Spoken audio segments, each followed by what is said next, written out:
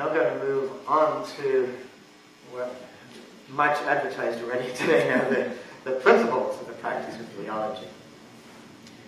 And the first thing really I wanted to say about that is Liology can actually be practiced in all aspects of life, whether kind of spiritual or therapeutic or in our relationships, and also in places like vocationally, and also in scientific thinking, and even in activism, eco-activism.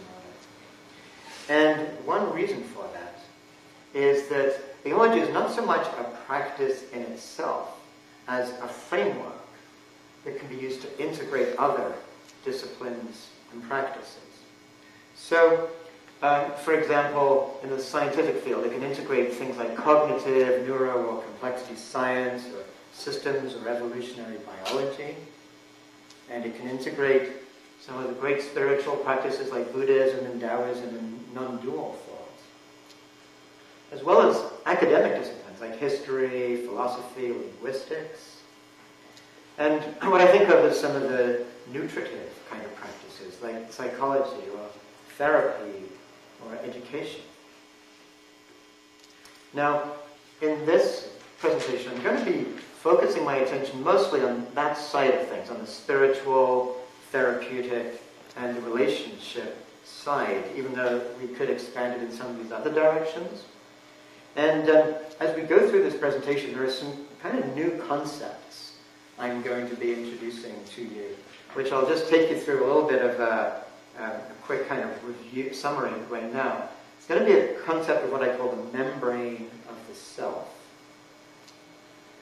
And a notion of the separation and a relationship between I and myself. We're going to look at something I call a democracy of consciousness, and the experience of what it can mean to live our lives as an integrated organism. We're going to look at something that I call animate intelligence, and finishing on a sense of what it means to really experience the organic unity of self and the entire cosmos being this one whole. So the presentation, this is going to begin with looking at something that we can see as a theme of Liology, which is this fractal nature of our existence, and the recognition that the patterns within our own mind-body organism are actually based on the same principles as the patterns throughout the entire cosmos. And those Neo-Confucian philosophers actually recognized this. And this guy, Chu Shi, is actually probably the leading of those Neo-Confucian philosophers. And he said, if one wishes to know the reality of Tao, one must seek it in one's own nature. There was another of these philosophers, somebody called Chen Hao, who similarly said, to seek after the truth is not to investigate external things, but to investigate thoroughly one's own inner self. Now, when we do that investigation, we're all familiar with the fact that when you look at something, the lens that you use to look at it affects what you see. So in Liology, this kind of triangle, the law of harmony and kindness, this really becomes the lens that we use to look at things. And the sense being that when we investigate ourselves through that lens, it can potentially lead to this sense of really long-term sustainable well-being for us as a mind-body organism. And that investigation of the self begins with that recognition that we are mind-body organisms. We're organisms with an embodied mind and a conscious body.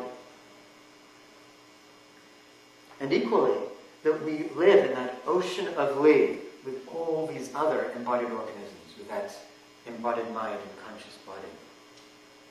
So now one of the things that we were looking at in those questions before was this notion of, well, connectivity is all well and good, but there's also conflict, there's also difficulties in that connectivity.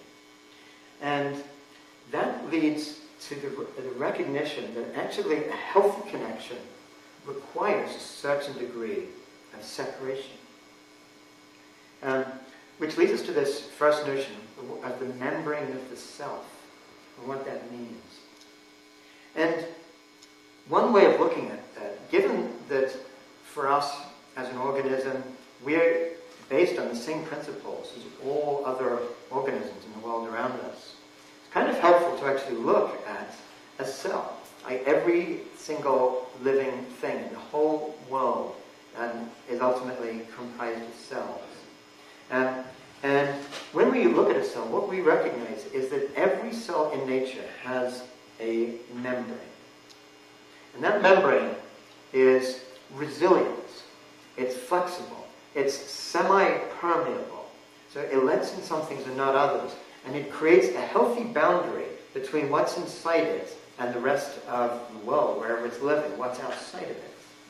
And if we look closer at that cell membrane, what we see is something that actually looks a little bit like this. Those squiggly-looking things are actually little proteins that stick out through the cell membrane, and they look for good molecules. The cell knows it needs this kind of molecule and that kind of protein, and it actually looks at that. Once it discovers it, it sucks it into the cell. And meanwhile, if there's something outside there that's not good for the cell, it just hits that wall and it can't get through. So the cell absorbs what's healthy and it keeps out what's harmful. And if the membrane becomes too permeable, then the organism can't protect itself against all those bad things outside. But if the membrane becomes impermeable, then the organism can't receive its nutrients. But I was saying how we humans are just like the natural world. But there's actually one thing about us as humans that differentiates us from all the rest of nature, in fact, which is that we as humans have created separations within ourselves. And we've also uniquely created certain kinds of separations between ourselves and others. So we're going to look at that. Because the source of those separations that we humans have created can actually be found in this particular part of our human anatomy called the prefrontal cortex. This part at the front of the brain, which is actually the most connected part of the brain, interestingly. And yet at the same time, it's what causes separations in us. The prefrontal cortex, or PFC, is that part of our brain that mediates those parts of our cognition that are uniquely human. So everything like symbolic thought, conceptualizing, planning, creating abstractions. It's also responsible for controlling our physiological drives and for creating this awareness of ourselves as independent agents in the world. And that awareness of that self is what's going to lead me to this next step of what I'm talking about here, which is this relationship between I and myself. Because all organisms have a sense of self. And you can think of it like, in this kind of picture, like a swirling pattern of consciousness that we share with any other kind of mammal out there. This is overall sense of what we are. But we humans have evolved almost like two different patterns that are connected but center around two different centers. A sense of I and a sense of self. And these swirling patterns are not just kind of like a metaphor or an analogy. They're actually relate to these different patterns of neural connectivity that the prefrontal cortex creates that has one set of center of gravity kind of separate from these other patterns. Now, this distinction between the I and the self is not necessarily a negative thing. It's actually what gives us that self-awareness. It's what makes us as humans able to do all the amazing things that we can do. At the same time, it's what leads us as humans to experience ourselves uniquely as split. Now, to get a sense of how we experience ourselves as split, we can actually look at just the regular, normal language that we use every day, that we all automatically know that what sense it makes. I can say something like, I let myself go in a dance. Or I can say, I let myself get carried away. Or I can say, I found myself in dancing. There's an I and a self, and we all automatically know what I'm saying when I say one of those words. And that relationship between the I and the self can sometimes be very difficult.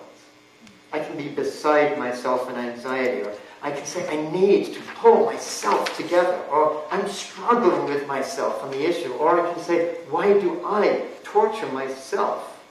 And I can be disappointed in myself. And at the same time, the relationship can, at times, feel very good. I can feel proud of myself. I can be at peace with myself. I can love myself. Or I can be at one with myself. Now, most of us in this room have done some amount of meditation. And when we're in that meditative space, that's actually a really good place to become a parent of this split that I'm talking about. Because we pretty much all know those kind of basic instructions of meditation. When you're sitting there, just to be aware of your sensations, or be aware of your thoughts. Well, we can think of the I as this kind of emergent construction of our consciousness, just the part of us that is aware of those thoughts and those sensations when I become aware of them. And the self is the source of those thoughts and sensations that I am becoming aware of. And so this relationship between the I and the self has a lot going on. I receive from myself sensations, emotions, feelings, drives, instincts, and thoughts all the time. And at the same time, I'm giving back to myself a whole set of things: narratives, goals, intentions, values, judgments, behaviors, inhibitions. So with that going on, that seems complicated enough. But that relationship between the I and the self gets really complicated when we recognize that some of those values, judgments, and behaviors and inhibitions come not so much from that relationship between I and myself, but from outside of us. We can think of those sources of those values and narratives and judgments come from outside of us as the ego. And I like to think or define the ego as actually standing for externally generated order. And from the time we're little kids, basically just first learning language, we get these religious values coming at us. We get social values. We get parental values coming at us. Economic values. Cultural values. And all of these values together work to mold what I eventually become. They also tend to push I further and further away from myself as a result of all these things.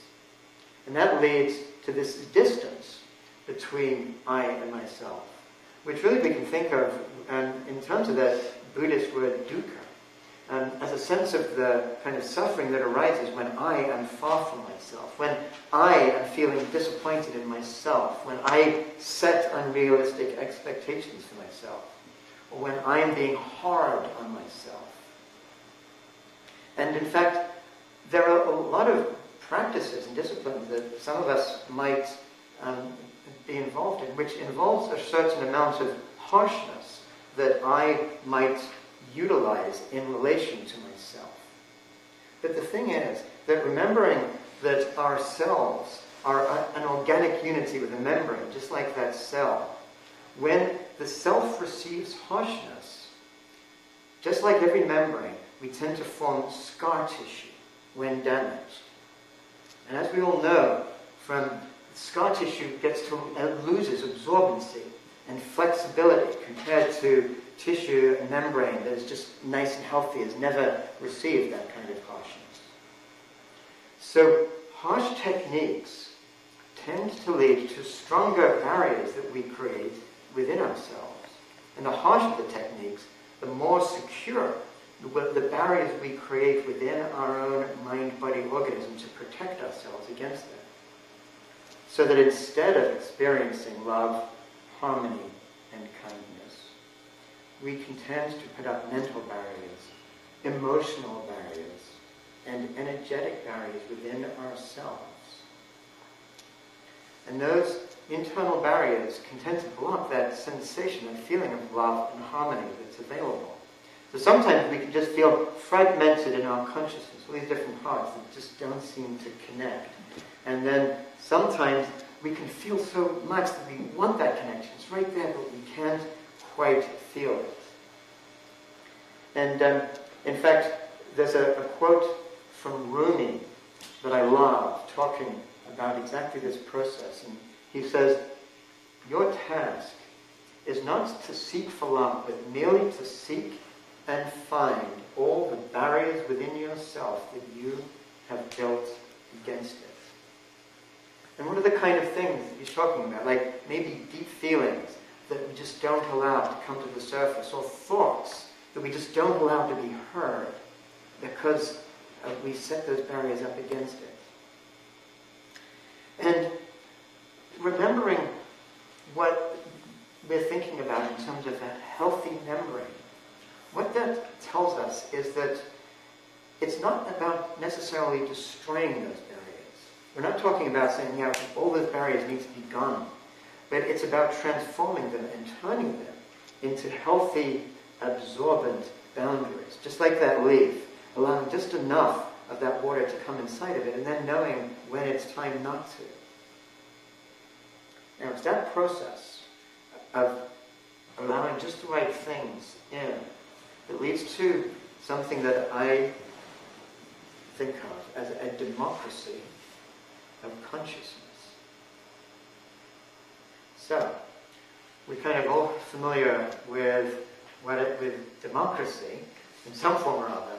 And one of the things that we know about a real democracy is it's not just a matter of doing what the majority says.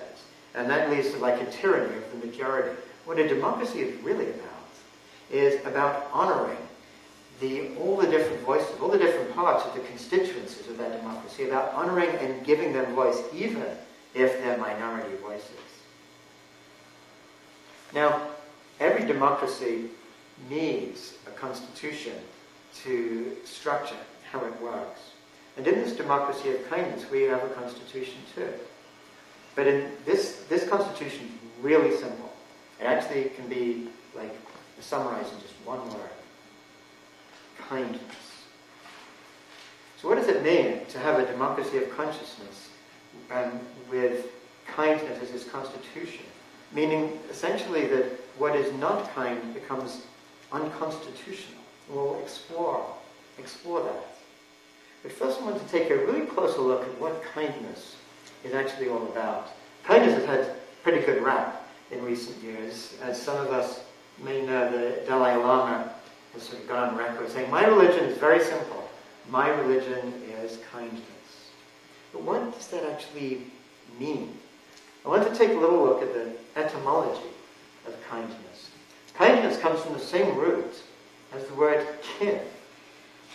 And we see it in the dictionary as kind of natural, native, innate, with a feeling of kinship, for example. And we see that in the natural world. We see whether mammals, the sort of cute and cuddly kind, or big mammals, or dangerous mammals, or mammals that are a lot like humans, or even mammals that are humans. When we have that feeling of kinship, there's this natural instinct to offer kindness. Kindness arises from that kinship. But as humans, we have the ability to go beyond just our direct kinship.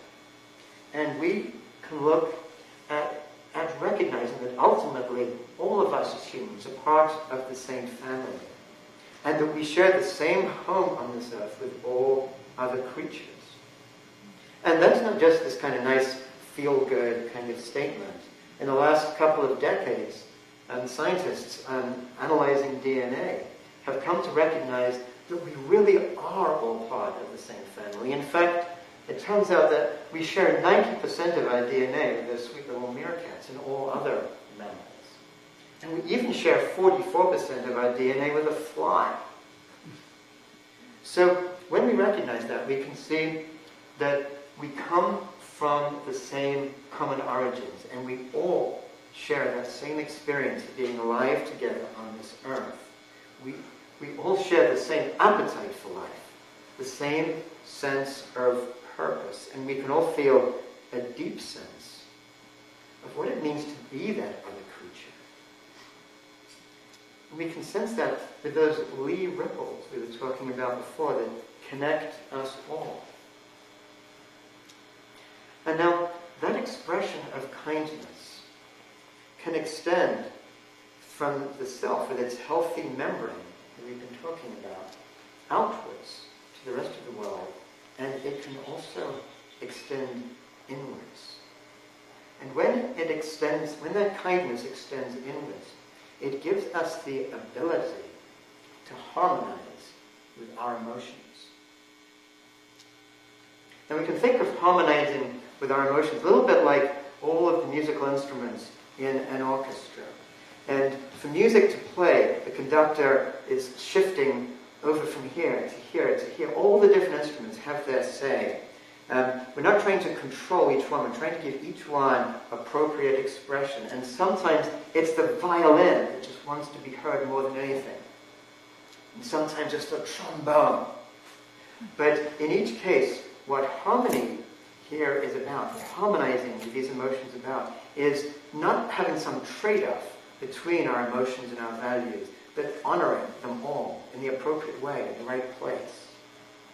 And that's why Chu Shi, the Neo-Confucian philosopher, when he talked about this, he said, when the Li inside is manifested, one feels pleasure when there should be pleasure, and is angry when there should be anger, without contradicting coherence in any way. That it's about simply achieving the coherence of what should be, without any excess or deficiency. And that's why, he said, that's why it's called harmony. Now, this kind of picture of harmony gets a little complicated there when we have all those other voices of the ego in us, which don't seem so harmonious at all a lot of the time. So how do we discern the true voices of the self, those true voices within us, from those voices of the ego?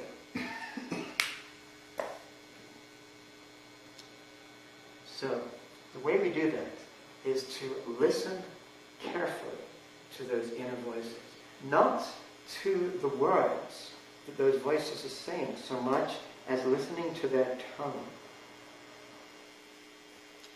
Do you hear kindness in that voice? Or do you hear harshness? Because if you hear harshness, that's telling you that, and maybe ultimately, that is a voice of the ego whose source came from somewhere outside of your true nature. And if you hear kindness, and that's telling you that that voice has kinship with you, that it may be a voice of your true nature speaking. Because the path to sustained happiness is really to hear and embrace your true nature, and then to connect it with love and harmony both within yourself and with the outside world. Because it's only when you truly know yourself that you can truly love yourself, which is what it means to be an integrated organism.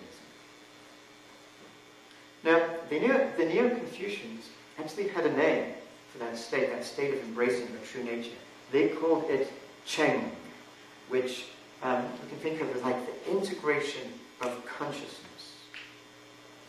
And the best way to get a sense of what's Cheng is all about is actually to visualize an organism like a tree. When we look at this kind of tree, every leaf, every branch, every root of that tree has its own autonomous thing. It knows what it's doing, and yet everything it does is for the sake of the overall tree. And meanwhile, the tree exists as a whole. And that tree as a whole is constantly sending signals to each of those roots and leaves and branches, saying what it needs and what to do. Now, in systems biology, they have a name for this. It's sometimes called reciprocal causality, of the different parts causing the whole to be a whole, and the whole causing the different parts what to do. And when we look at Cheng in terms of what it means to us as humans, there's no real one English word that translates it. We can think of it as a constellation of some of these ideas, like sincerity, integrity, authenticity, and a sense of organic unity. And the Chinese really valued this notion of Cheng. And one of their greatest philosophers, Mencius, actually said, "There is no greater delight than to be conscious of Cheng upon self-examination." So we can also think of Cheng in terms of that split consciousness we were talking before about, that relationship between the I and the self, as integrating that relationship in this oneness. But we're not talking about a fixed, static kind of space. Finally I've got there, and I don't want to lose that moment. It's much more like an integrated dance of dynamic complexity, allowing all that complexity to exist in this kind of integrated way. And we don't, it's not like there's one controller that's making it happen. So it's not really like that conductor in the orchestra where there's a conductor saying, okay, this part goes there, this part goes there. What Cheng is more about is actually each part, just like that tree, being completely autonomous and yet being part of the whole in this dynamic profusion of life. So in fact, we can think of it a little bit like going from the orchestra to more like a free-form jazz band, where every part of that organism is doing its thing, and yet it naturally is part of the music that is being made by everything all together. And there's another important element that comes from this sense of Cheng. It applies equally to this integration of mind and body that we're talking about, permitting our body to share its intelligence with us. Which leads me to this next step in this, which is looking at the concept of animate intelligence. Because our conscious body actually has its own intelligence. It's an intelligence that I call animate intelligence, one that is self-organized. And it's an intelligence that has this kind of reciprocal causality that we've been looking at. And it's one that we share with all of life.